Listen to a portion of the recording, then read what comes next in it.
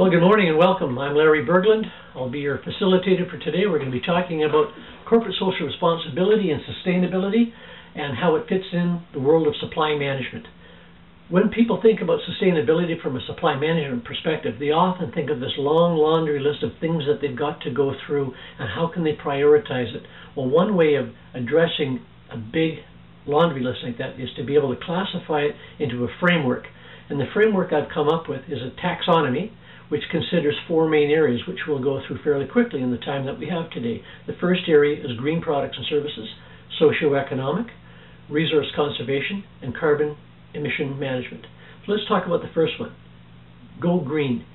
This is the traditional area that we focus in, which is fairly easy to substitute green products for more conventional products. We can look at products that have less volatile organic compounds, for example, do not contain toxic materials, and therefore we can maintain our production, keep our customers, reduce our costs, and meet the expectations of society in terms of being responsible with the goods and services we're selling to them. That's a typical low-hanging fruit where most organizations start with. Another area a lot of leaders are going after is the socioeconomic area.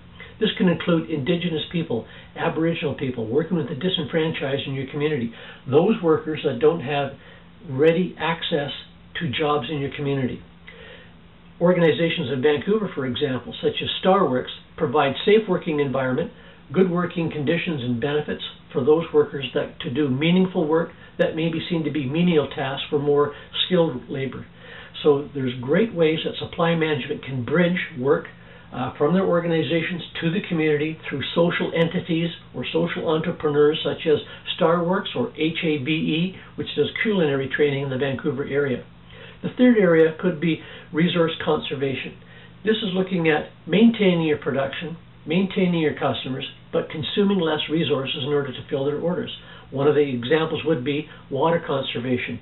Organizations that are dealing in food and beverage, or the Coca-Colas and the beverage companies of the world, are going to be threatened in terms of fresh water supply. Even drinking water, bottled water companies are going to have to look at their long-term strategies to manage a challenging world when we're looking at less access to water.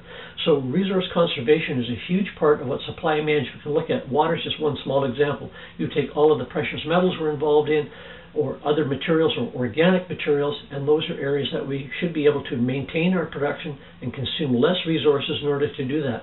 The fourth area, which is emerging and it's on everybody's radar screen today, and if it's not, it certainly will be tomorrow morning, it's carbon emission management. We're going to have some form of cap and trade system. Europe went on that model a few years ago. It didn't work out too well. They've got it back on track. There's a lot of lessons learned for us in North America to look at what's gone on in other jurisdictions in terms of managing carbon emissions. So the public sector is leading the way in this, but it's soon going to be followed by the private sector organizations, which are going to have to face increased costs by internalizing their emission costs right now, which are termed externality costs in the market. There will be a cost per ton attached to that in order to encourage private sector emitters to reduce the amount of emissions that they have. That's a short overview on corporate social responsibility and sustainability from a supply management perspective. I hope you've enjoyed this short briefing on it. I'm Larry Berglund, and I want you to answer the question, what have you done for your planet today? Thank you very much for your time this morning.